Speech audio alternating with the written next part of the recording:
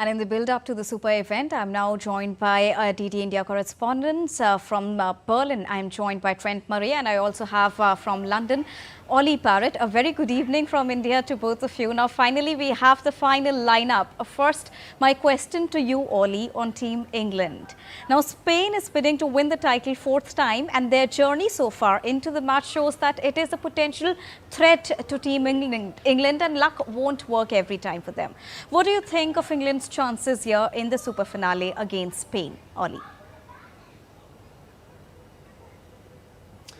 Never in doubt, all the way through the tournament so far, and I'm sure the final will be the same. That's what many England fans will be saying, even if they are slightly tongue-in-cheek with those comments, because England have made pretty hard work of it at times so far.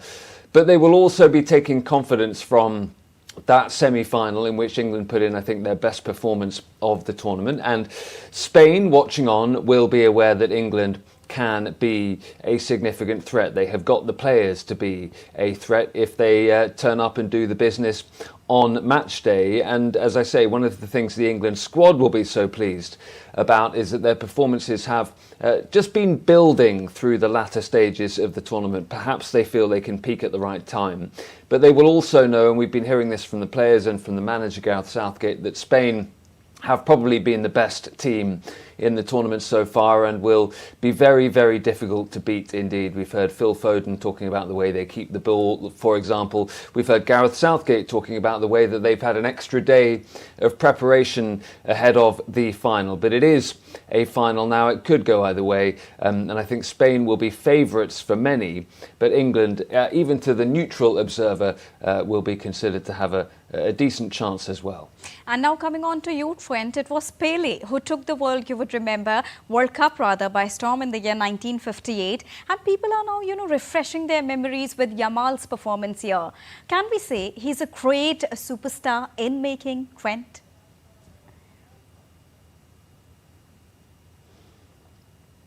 Extraordinary moment for Lamine Yamal, wasn't it? 16 years old, and he scored that goal in the 21st minute against France. They were already 1-0 down to the French, and he said in the post-match interview that he knew it was a difficult moment. He didn't give it much thought, and he did manage to sink it in the net. He now becomes the youngest ever goal scorer in the European Championship tournament's history, and an extraordinary moment really for him. His teammate Olmo then scored again in the 25th minute, and that's really what sealed the deal for Spain. They have been playing extraordinarily well, and we saw that again in Munich when they played the French. And I think for Lamine Yamal, in many ways, he may just be 16, but he almost looks like a veteran out there playing with his teammates. So we'll be hoping to try and bring a little bit of that magic come Sunday. It's worth noting as well, he actually turned 17 on Saturday. It's his birthday. I don't think we have any guesses over what he'll be hoping to get as his birthday present this year.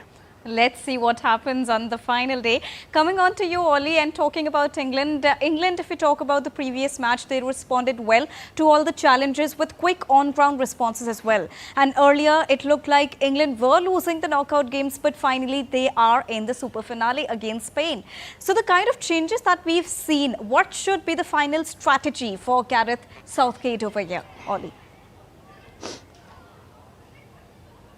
Well, Gareth Southgate will feel that so far his strategy has been vindicated because his team is in the final. So perhaps from that perspective, we may not expect too many changes. All of that said, Harry Kane, we will wait and see on his fitness. He took the knock, winning that penalty in the semi-finals. So we'll have to get some updates on whether he will start the game on Sunday or whether indeed Ollie Watkins, the goal scorer in the semi, might come and start in his place if required, or indeed Ivan Toney instead up front. Luke Shaw and Kieran Trippier, obviously a question on the left-hand side. Is Luke Shaw now considered fit enough to start the game ahead of Kieran Trippier, or will Trippier start again and Luke Shaw be used to come on later in proceedings, perhaps? And from a tactical perspective, England will be trying to work out now how to disrupt some of Spain's passing play, particularly through the middle of the pitch, but also on the flanks as well. How do you stop the midfield players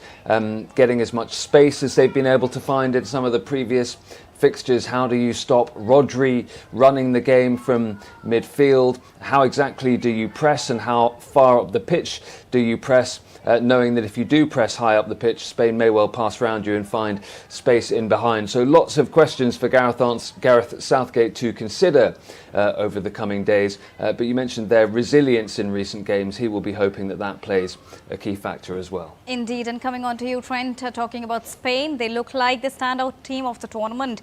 But the chances of England have also increased so far in the tournament. If we look at their performances, can Spain remain consistent, having the capacity to also absorb the high voltage clash and its pressure?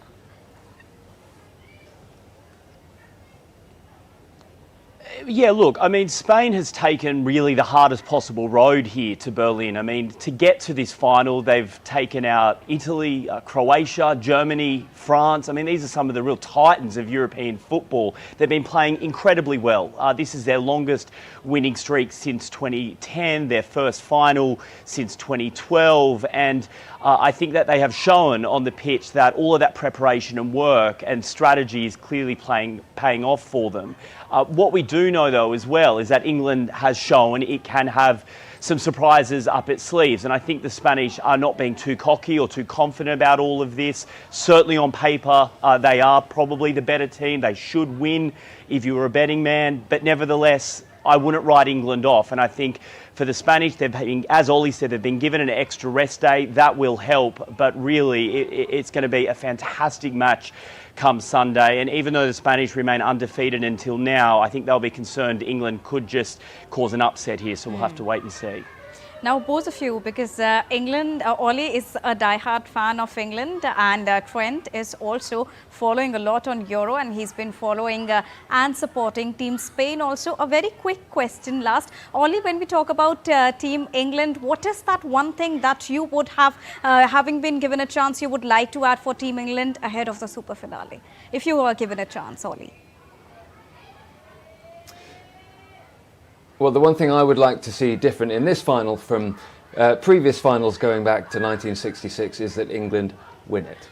And you, Trent, when we talk about Team Spain, which you say are the best team on paper?